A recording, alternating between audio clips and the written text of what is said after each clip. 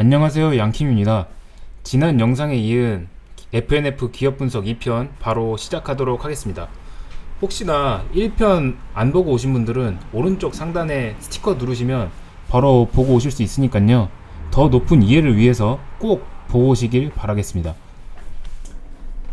자, 이제 FNF에 양대 축이 있는데 하나가 이제 MLB라고 하면은 또 다른 하나는 바로 이 디스커버리입니다. 근데 여러분은 이 디스커버리 하면은 뭐가 제일 먼저 떠오르시나요? 사실 요즘 사람들은 이거를 의류 브랜드라고 인식을 많이 할 것 같긴 해요. 근데 한 10년 전, 아니 한 7, 8년 전까지만 하더라도 그냥 이 디스커버리 하면 그냥 TV 다큐 채널 정도로만 알지 않았을까요? 뭐 저도 그랬고, 그냥 그때 그냥 의류 브랜드로 그때 인식한 사람 별로 없었으니까 그렇게 생각을 했을 것 같은데, 저는 그냥 디스커버리 그냥 이분 때문에 알았거든요. 이 베어 그릴스 형님 진짜 뭐 많이 아실 것 같은데 뭐 생존 전문가죠. 예, 뭐 자연에서 이제 뭐 야생에서 뭐 악어도 때려잡고 그냥 뭐 단백질 공급원 많이 찾으시는 분, 뭐 항상 뭐 보면은 항상 프로틴이에요. 항상 맨날 프로틴만 찾으시는 분인데, 약간 그냥 진짜 이런 자연 다큐 채널 그냥 이 정도로만 디스커버리 알고 있었는데, 어느 순간부터 전 사실 이거를 밖에서 처음 봤을 때, 이 옷을 입은 사람을 처음 봤을 때 뭐 이제 방송국에서 일하는 사람이 아닌가 약간 이런 생각이 들었거든요. 근데 이제 젊은 사람들을 중심으로 이런 롱패딩을 엄청나게 입더라고요. 그러니까 약간 여기서 정말 좀 대단한 게, 약간 디스커버리가 그냥 뭐 다큐 채널 약간 그 정도잖아요. 근데 이런 진짜 의류랑 정말 상관없는 브랜드를 가지고 와서 이렇게 연간 4천억이 넘는 매출을 올리고 있는 이런 브랜드로 성장시켰다는 게 진짜 정말 대단하지 않나 이런 생각이 들고,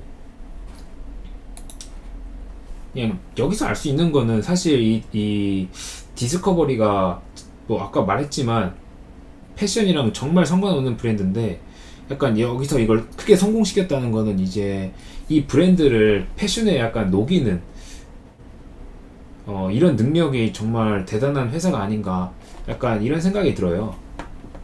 사실 지금도 뭐 라이센스 브랜드 가져와서 의류 사업하는 데가 정말 많은데 그냥 유의미한 매출도 못 내고 그냥 적자인 기업도 정말 많거든요. 그러니까 이런 면에서는 뭐 진짜 뭐 대단하지 않나 약간 이런 생각이 들고, 뭐 말했지만 이제 이 디스커버리에 의해서 우리가 뭐 또 잘 아는 이런 내셔널 지오그래픽 이런 라이센스 브랜드도 있고, 요즘에는 약간 이런 데서 지나지 않고 뭐 미국 아이비리그 대학 있잖아요. 예일 대학교 진짜 명문대인데 약간 이런 학교의 브랜드도 들여오고 있어요, 심지어.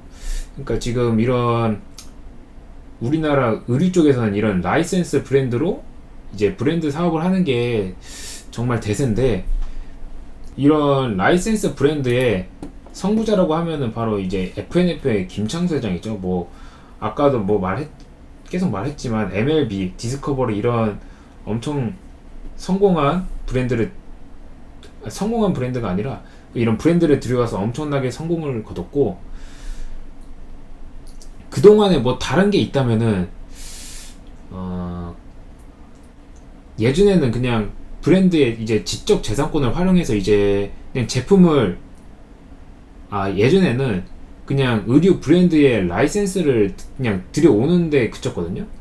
근데 이 김창 사장이 다른 거는 이 브랜드를 들여와서 이제 자체적으로 이제 그 브랜드를 해석을 해서 이제 자체적으로 개발하고 제품을 개발하고 생산한다는 데에서 정말 큰 차이가 있었고, 또 이제 이 디스커버리에서 이제 아웃도어 시장을 바라보는 눈도 정말 달랐어요. 예전에 약간 이런 광고 많이 보셨을 것 같아요. 이제 디스커버리 이전의 브랜드는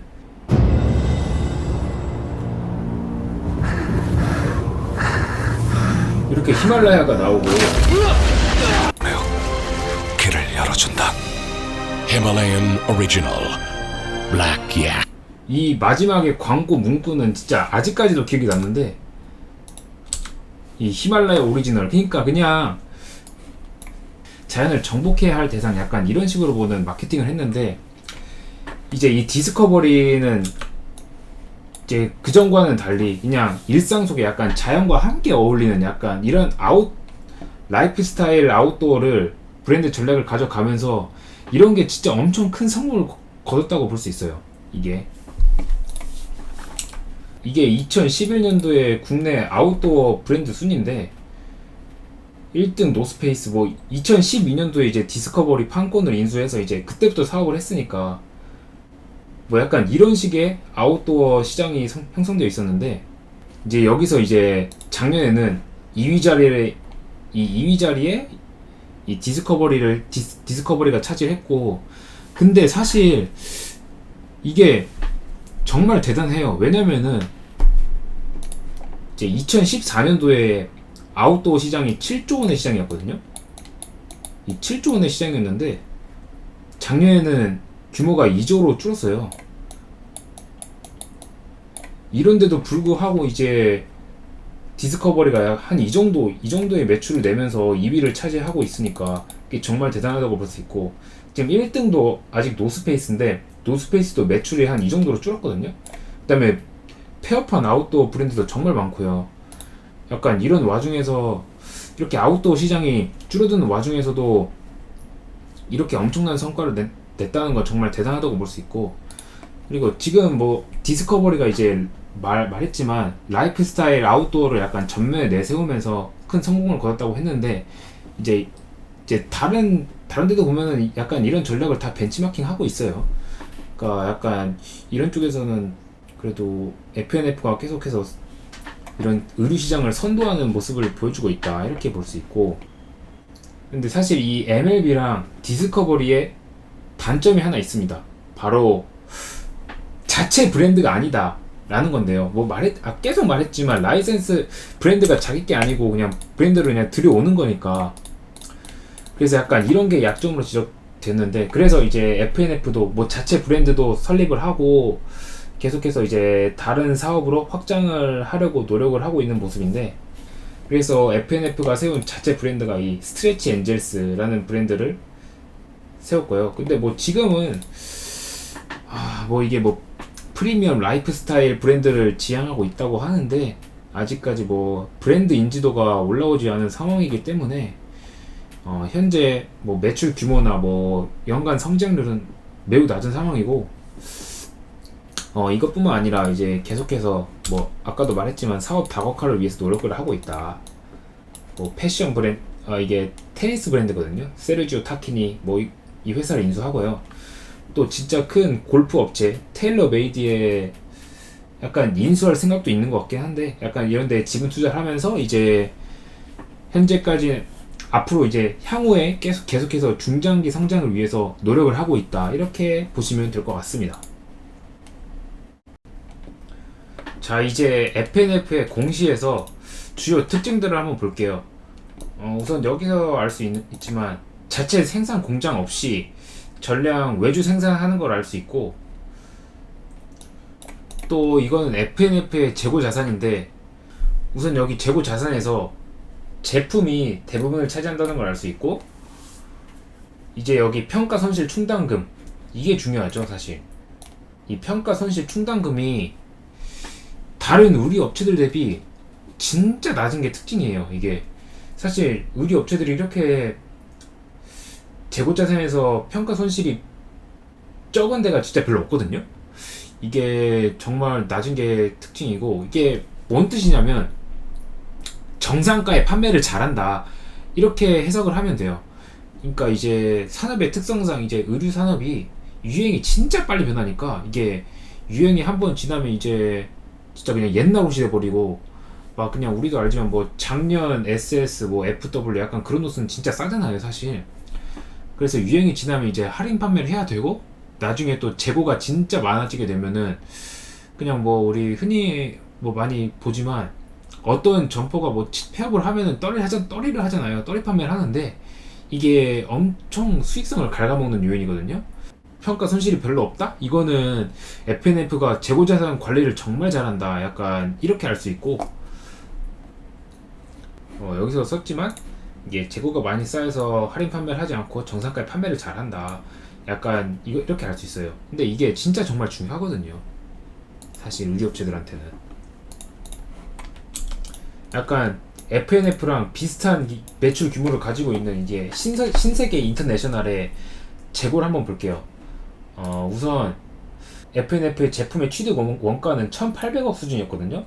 근데 여기서 신세계는 580억 정도인 걸 알 수 있고, 상품의 비중이 크다, 약간 이게 차이긴 한데, 여기 평가손실 충당금이 110억이에요. 근데 아까 FNF는 원가가 1,800억인데 100억이 안 됐거든요.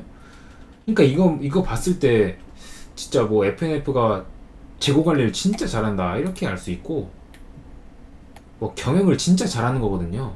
왜냐면은 수요에 맞춰서 공장을 잘 돌린다는 거고, 이제 결국 수요 측정을 잘 한다, 약간 이게 진짜 엄청 효율성 있게 경영을 정말 잘한다는 증거인데, 그래서 이제 FNF가 이익률이 높은 증거도 이런 데서 재고 관리를 정말 잘하니까 그런 데서 뭐 알 수 있었고,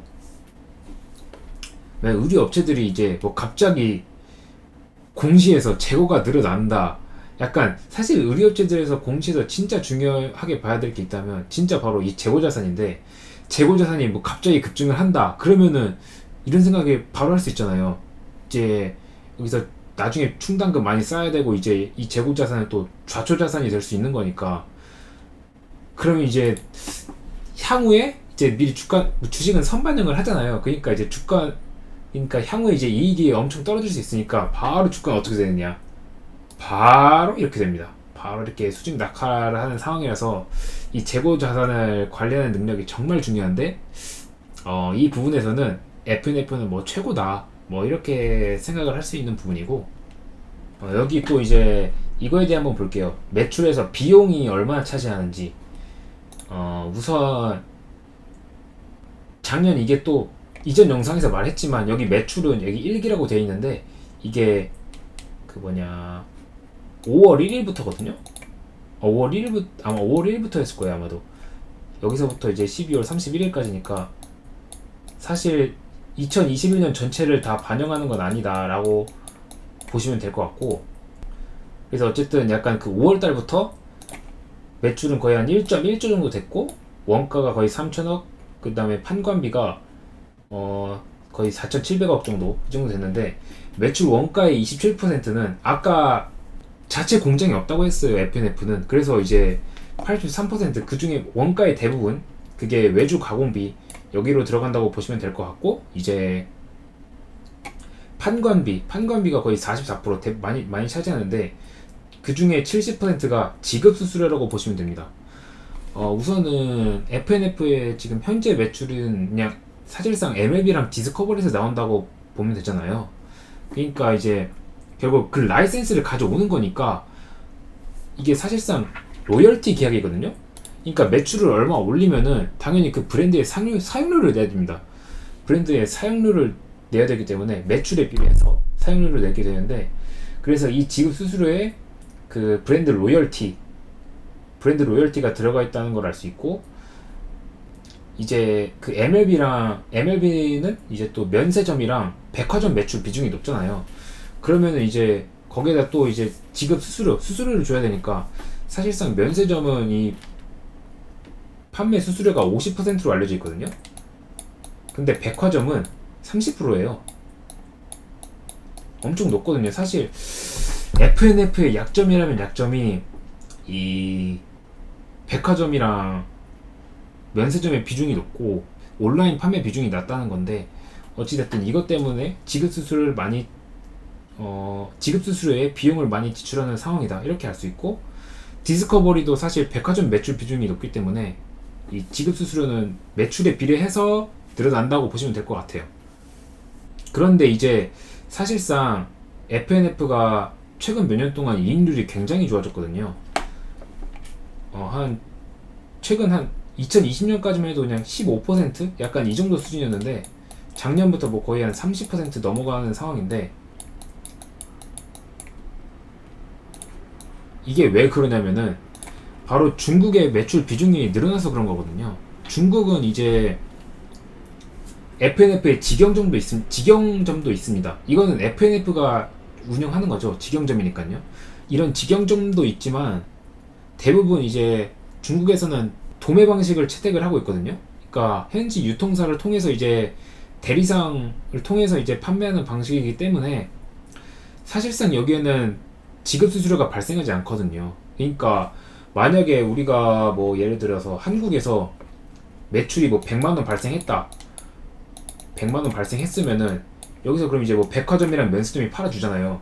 그럼 뭐 판과 뭐 수수료를 어느 정도 내요. 뭐 한 뭐 40만원 낸다 치면은 이제 약간 이 정도로 이렇게 수수료를 내는 상황이거든요. 근데 이 중국은 도매상 방식이니까 사실상 싸게 판다고 보면 될 것 같아요. 뭐 100만원에 파는 걸 뭐 한 70만원에 판다든지 약간 이런 방식이기 때문에 매출은 덜 잡히지만 이 FNF의 이익률도 제고되는 상황이다. 이렇게 볼 수 있고,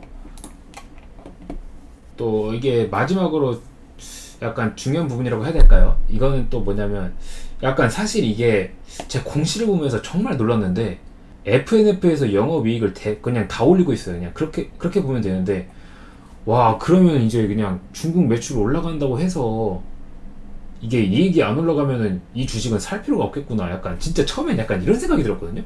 근데 사실 그래서 근데 그런 건 전혀 아니고, 이게 왜 그러냐면 법인이 매출을 올리는 방식이 그 FNF의 한국 법인에서 바로 중국 법인으로 수출을 하기 때문에 이 내부 거래가 발생을 하거든요. 중국 법인이 이익이 많이 못 내도록 그냥 좀 비싸게 판다, 이렇게 보시면 될 것 같아요.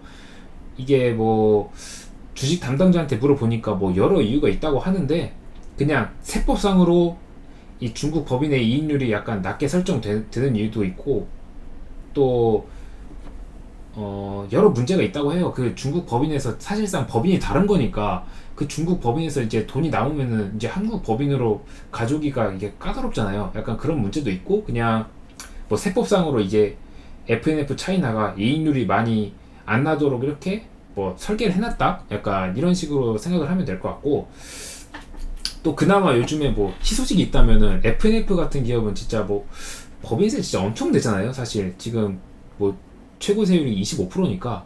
근데 또 새 정부에서 이제 법인세 최고 세율을 인하하고 있는 이제 작업에 있기 때문에, 그러면은 FNF의 뭐 법인세도 꽤 많이 감면이 될 것으로 보이고, 이제 마지막으로 FNF의 리스크, 이거에 대해 또 살펴봐야죠. 너무 좋은 얘기만 하는 감이 있어서 사실 어떤 리스크가 있는지 이런 것도 무조건 살펴봐야 되는데, 이거는 우선 하나증권의 서현정 연구원님께서 이렇게 지적을 한 거를 제가 그냥 약간 읊어내는 정도로 말씀을 드리겠습니다. 우선은 지금 뭐 첫 번째로 라이센스 재계약 여부, 이거를 큰 리스크로 꼽았는데, 우선 뭐 말했지만 FNF의 단점이라면 이제 자체 브랜드가 없다는 거죠. 그래서 라이센스로 가져오는 건데, 그래서 라이센스가 그러면은 얘네가 갑자기 뭐 MLB랑 디스커버리에서 야 너네랑 재계약 안 해, 약간 이러면 어쩌냐, 약간 이거예요. 뭐 근데 솔직히 이럴 수 있어요. 이건 사실 결론적으로 말하면은 그럴 일은 뭐 거의 없다, 이거죠. 왜냐면은 사실 MLB랑 디스커버리가 기존의 의류 사업을 하는 브랜드가 아니거든요. 진짜 전혀 상관이 없는 브랜드이기 때문에, 예를 들어서 의류 브랜드가 이제 해외 진출할 때 방법 중에 하나가 그냥 자체 브랜드를 가지고 이제 직접 진출, 약간 이런 방법이 있고, 또 다른 방법은 뭐 현지 유통사를 통해서 뭐 판매하는 방법, 약간 이런 방식이 있거든요, 보통. 근데 사실상 뭐 그런 일이 없다는 거죠.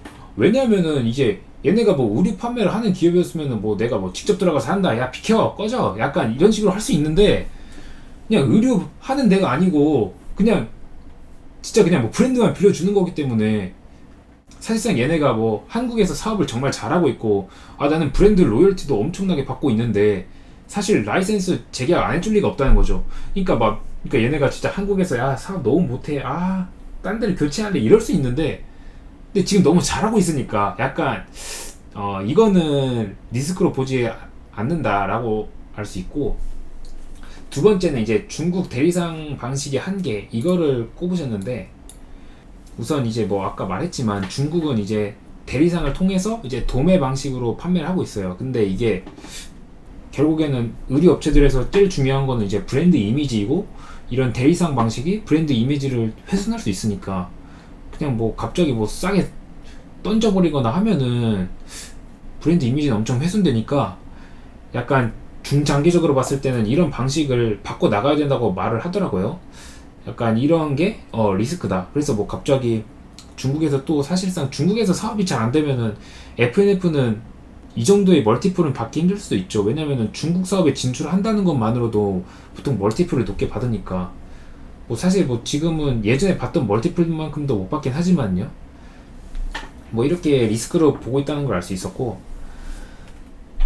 네, 뭐 지금까지 이제 FNF에 대해서 알아봤고, 저희 채널을 구독하시면은 계속해서 이런 좋은 정보들을 만나 보실 수 있다는 거 알려드리면서 영상을 마치도록 하겠습니다.